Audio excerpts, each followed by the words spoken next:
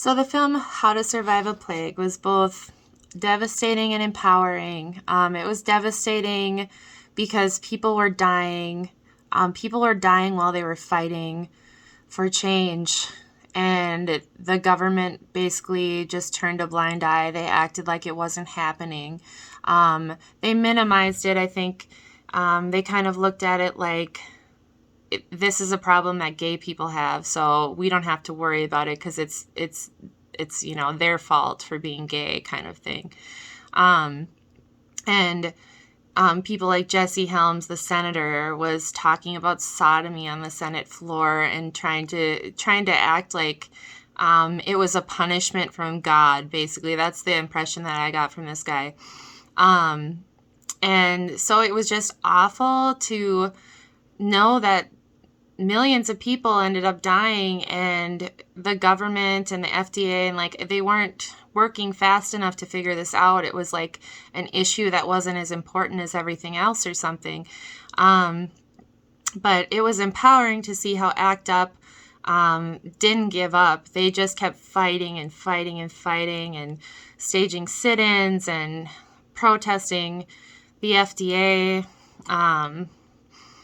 And the president, and they were really working really hard, and they were very passionate about it. So it was good to see that eventually what they did was able to change things. Like, they were able to finally get a treatment in the end, but it took so long because the AIDS epidemic started in the early 1980s.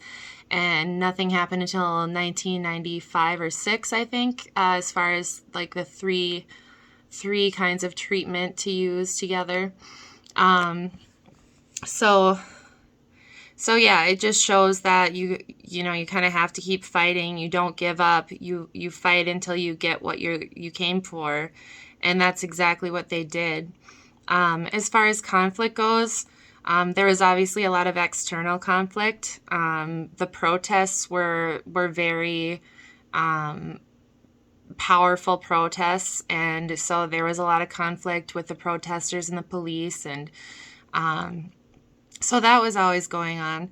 But then as far as internal conflict, what I noticed was there was a point where people in the group were yelling at each other very disrespectfully, like swearing at each other.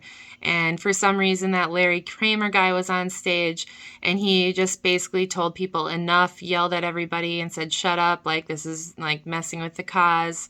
And it quieted everybody down, which kind of shows a male authoritarian style of getting a group to behave, I guess. I don't know. It was a very authoritarian way of managing conflict. There was another instance where I think it was, so there was the coalition TAG that branched off from ACT UP, and they were more of a task force. They were trying to make sure a drug went through all of the trials instead of an accelerated process of releasing it, and ACT UP wanted it to be released as soon as possible. So they were in conflict with that, and a mediator stepped in and said, hey, we have to listen to each other, and understand each other, or nothing's going to get done, kind of thing. So mediators definitely help in conflict. As far as the social worker's ethical role, I would say that in scenarios like AIDS, poverty, Black Lives Matter, really anything that needs that kind of attention, social workers should really just figure out where they can help, with the skills that they have. What can I do to make this easier? What can I do to change this? Just what can I do to help? Social workers have a unique ethical responsibility to fight social injustices.